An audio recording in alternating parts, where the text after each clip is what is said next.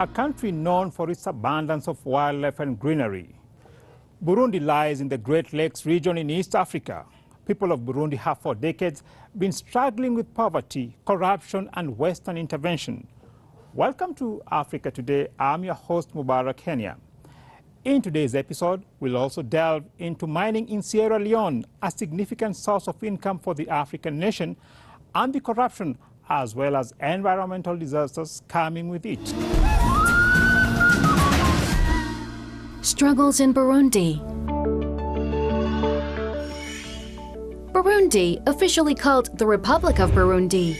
The country is bordered by Tanzania to the east and southeast, the Democratic Republic of Congo to the west, and Rwanda to the north. To understand its significance, we are now joined by Toronto-based author and journalist Eric Wahlberg. Mr. Wahlberg, thank you and welcome to the show. First of all, what is the geopolitical significance of the African country and its former struggles? I don't think Burundi is on any geopolitical map. It's really in the heart of Africa. It's near the Democratic Republic of Congo, where there's civil war going on, and there are Burundi groups apparently across the border, and then there's Rwanda. I think Rwanda is perhaps the strongest and with the country with its own self-interests that might not be very nice. Mr. Eric Wahlberg, author and political analyst.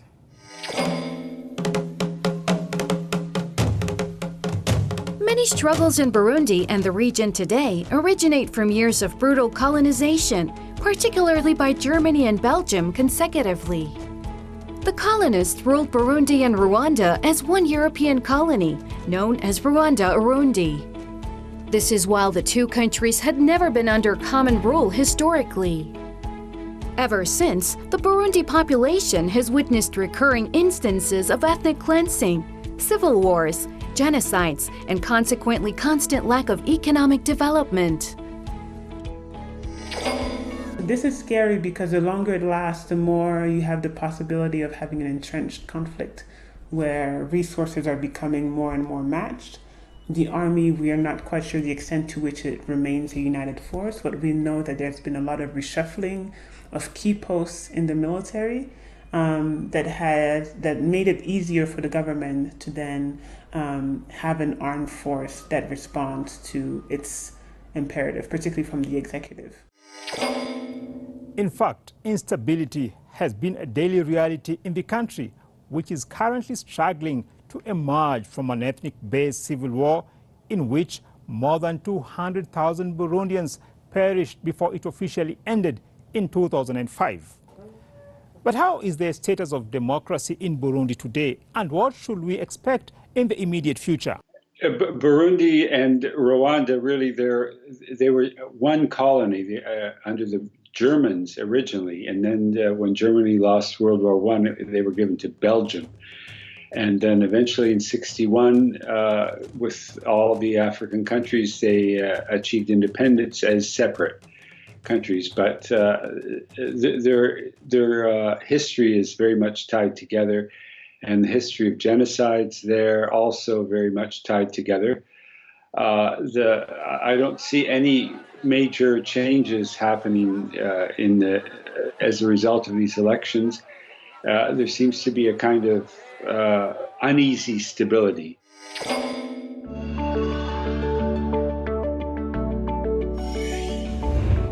With a GDP per capita of $267, the country's 10.16 million people are among the poorest in the world. In the last Human Development Index, Burundi just ranked 180 out of 186 countries rated. Nearly 75% of the population lives below the poverty line. More than 50% of the population are, therefore, chronically hungry. What's the price? The price for the Intel thing, it is 16. 16? Yeah. So per person it's like 5,000. This was 2,000, this was 1,000, this was 1,000, this was 500. Yeah. Okay. This maybe 700? 700. How can this be so cheap? I come in Burundi. I don't know how they did the maths, but for this entire lunch, we're paying 16,000 francs. That's like $5. That means like $1.7 per person with a drink. How's this possible? The United Nations World Food Programme considers the country in the red zone. Total production of food in the African country is only enough to cover a person for 55 days out of a full year. It gets the lowest rating in happiness index of the world, of any country. So Burundi really has had a tragic history, and I don't think it could get much worse. So I think that there is some hope.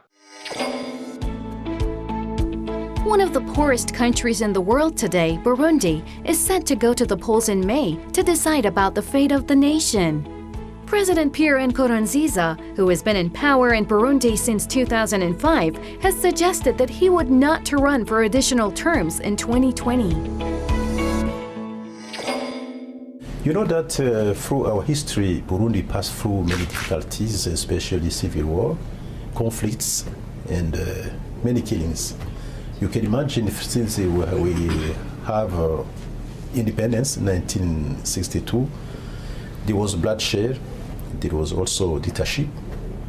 To 2005, it means that Burundi passed through those difficulties, and many of Burundians went in exile, and many of them have been killed. That's why even today we have set up the Truth and the Reconciliation Commission.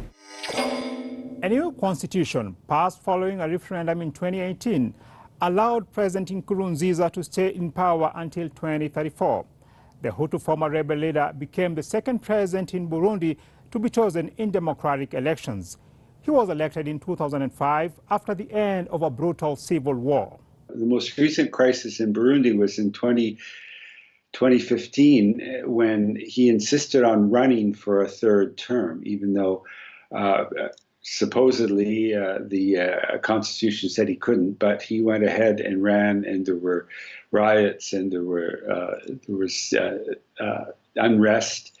But then he had a referendum where he basically said he could be president for life.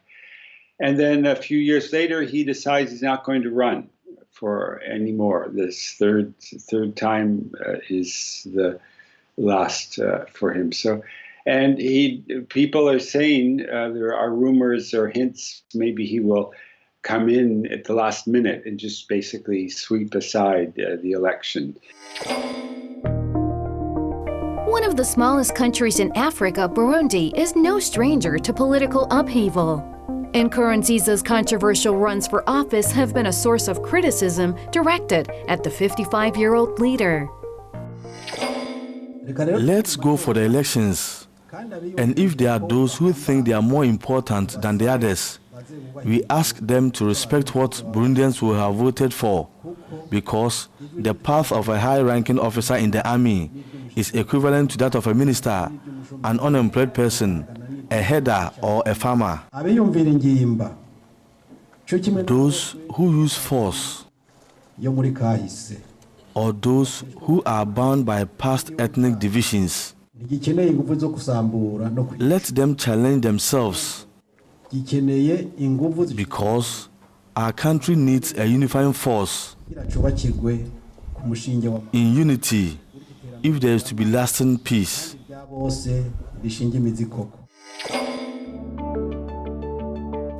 With the current president refusing to run, the ruling party could introduce a new candidate of their own to the nation. The full credibility of the vote is also being questioned already, amid concerns that rogue actors may be preparing to take advantage of the potential for coronavirus-related states of emergency to abuse the election. The government in Gitega has regularly been accused by some foreign governments of repressing protests through torture, killing, or disappearing the dissidents, allegations that authorities deny. But who is taking advantage of instability in Burundi? Years after the official end of Western colonization, some world powers still bully Burundi. Western governments, notably the United States, France and the Netherlands, and former colonial powers Belgium and Germany, keep censuring the government. They mostly threaten to suspend aid, which accounts for roughly half of the country's official budget. Belgium has cut off funding worth more than $2 million. The European Union has frozen the same amount. The message we are passing across is that this is a collective agreement from EU countries. We want the government of Burundi to create a conducive environment for elections. We want them to ensure there is freedom of the press, allow protesters to have their voices heard without intimidating them, and ensure the immediate release of all those who were arrested during the protests. Yet Burundi's government has resisted intimidation and pressure, which has helped authorities forge closer ties with the West nemesis, namely Russia and China, although deep economic, social, and political concerns still persist about the direction of the country in the future. If they have a dictatorship that's not seriously oppressing the people and it's providing some economic growth and stability, that's really, I think, a good solution.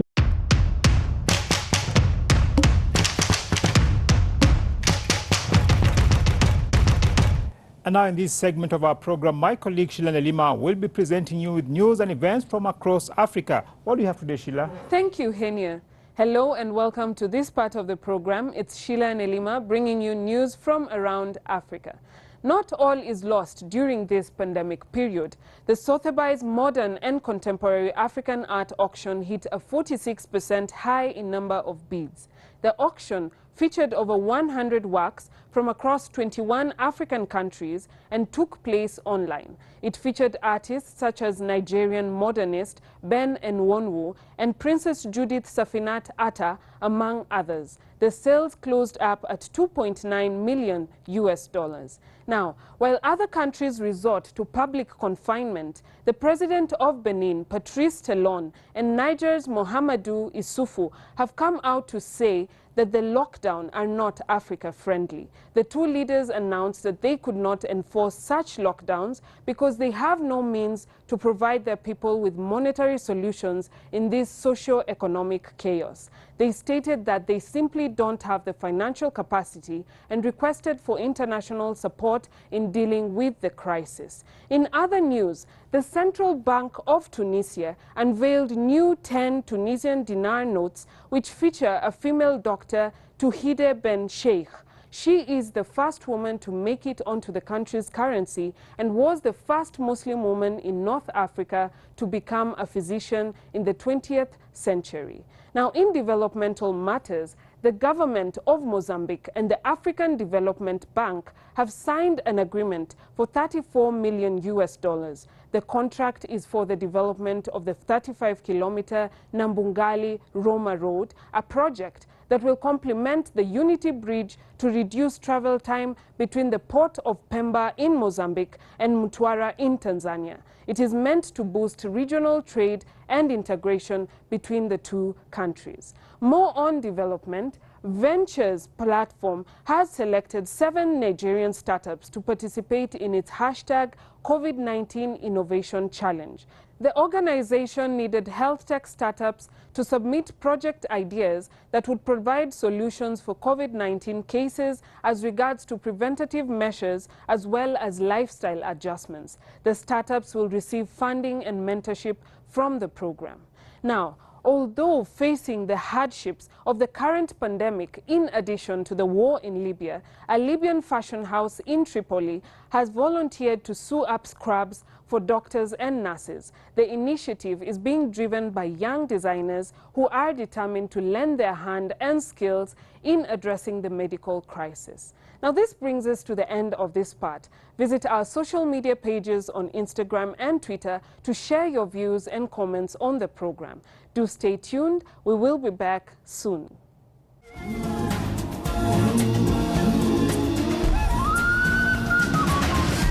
Mining in Sierra Leone.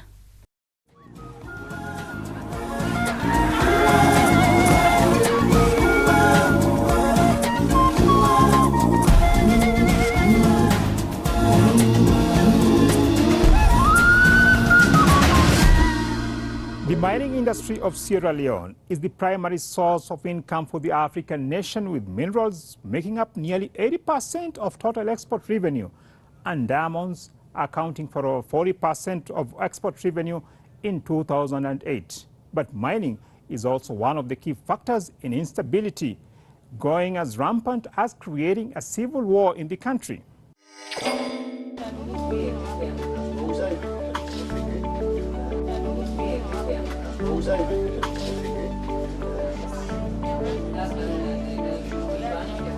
They're really terrorizing the people with their amputation. They cut the hands, the arms with machetes. We heard a story about a woman. The rebels called her and said, "Do you want to bring a letter to Bo?" And they gave the letter and they took her hand and they cut off her hand at that moment. So there's a lot of really horrible stories.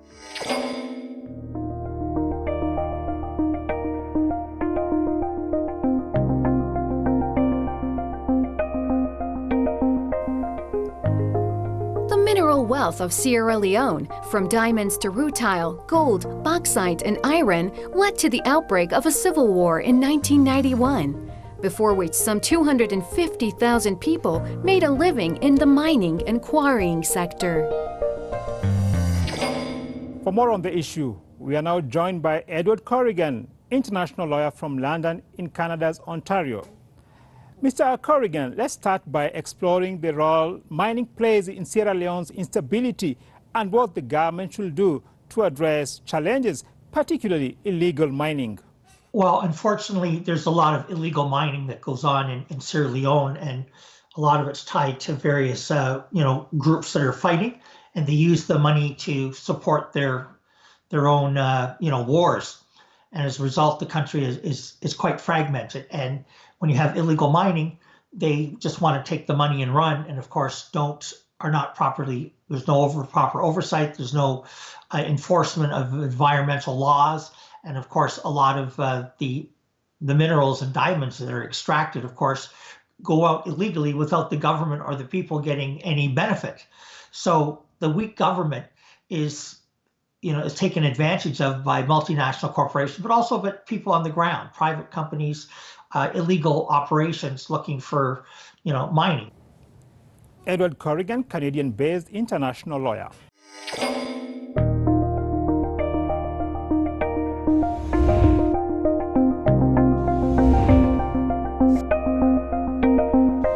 Sierra Leone is among the top 10 diamond-producing nations in the world, but it struggles with weak laws and smuggling instances, particularly in the mining sector. Today, a large portion of Sierra Leone's diamonds is smuggled annually, amid the rampant corruption, a poor mining performance, and the Western countries' adventurism in impoverished Africa.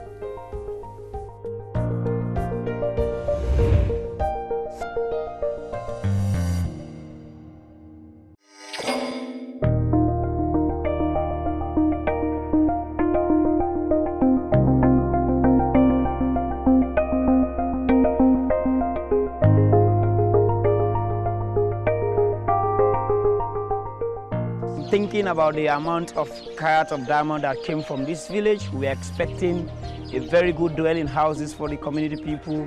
We are expecting school. Since rich alluvial deposits were first found by British colonialists in the 1930s, an estimated 9 million carats of high-quality diamonds have been extracted from the West African state. Yet, to the nation, the extractions have served little blessings. Some 50,000 lives were lost in a decade-long civil war, fueled by the diamond trade, before ending in 2002. I looked at some statistics, and 11% of the government's revenue comes from mining, even though 60% of the country's exports are all related to the mining and extraction industry. So you have a very weak central government, poor infrastructure, and almost no environmental controls. Sierra Leone's struggle with illegal mining is also a cause of environmental disasters. Catastrophic loss of life continues despite stiff penalties for the culprits put in place by the government in Freetown. Illegal logging, mining, and land grab have been major factors in the occurrence of deadly incidents such as landslide. We have asked people to go to those mountainous communities and see if we can draw the green belts so that people don't go beyond those areas. So we are doing all that. In terms of planning, we now have a robust team on the ground that ensures before you erect any building, you don't erect your building on water catchment areas in disaster-prone areas. One of the most painful disasters in Sierra Leone involved a series of mudflow events in and around the capital Freetown in 2017. Loss of protective natural drainage systems from periods of deforestation, coupled with the region's particular topography and climate, ultimately claimed the lives of more than 11,000 people who were officially declared dead or missing. Corruption in the country is another major source of concern, particularly when coupled with the profitable mining business. Corruption is one of the major contributing factors to a bloody civil war, destroying the nation. Rampant corruption in public agencies that received money from foreign countries led to formation of the Sierra Leone Anti-Corruption Commission following the 1990s civil war. The Anti-Corruption Commission has been strengthened, and our efforts against corruption has led to the recovery of over $2 million worth of stolen assets for the country. Conviction rates for corruption offenses has increased by nearly 200%, and we have a special court for corruption, and there is generally zero tolerance for the fight against corruption. All this is happening because we in Sierra Leone understand the cost that corruption has on the country, but more generally, the cost of corruption on Africa. After being founded in the aftermath of war in the year 2000, the ACC was partially funded and staffed mostly by the British government. But Britain officially withdrew support for the ACC, claiming it does not have enough power to fight corruption in Sierra Leone. When you don't have a strong government and strong civil society, which enforces and builds up the country, you have people, as I said, coming in and stealing the resources for little or no cost going back to the government, and that helps breed the problem. So the companies get their money and get the resources, but there's little benefit to Sierra Leone itself. Just like some other resourceful countries on Earth, Sierra Leone is also suffering from military and non-military intervention by Western powers. Western militaries intervened, and as they are known for, they left behind bigger messes. And, corporations and individuals and corrupt politicians take advantage of the weakness of the state. And as a result, there's a horrific mess that's left over for the people to deal with. The country formerly served as the departure point for thousands of West African captives shipped to be sold as slaves in America. The capital, Freetown, was actually founded as a home for repatriated former slaves in 1787. Today, people in Sierra Leone remain vulnerable to the ruinous effects of the civil war and ramifications of decades of subjugation. Thank you for watching the show. I'm your host, Mubarak Kenya. Please join me next week again in Africa Today on Press TV. Until then.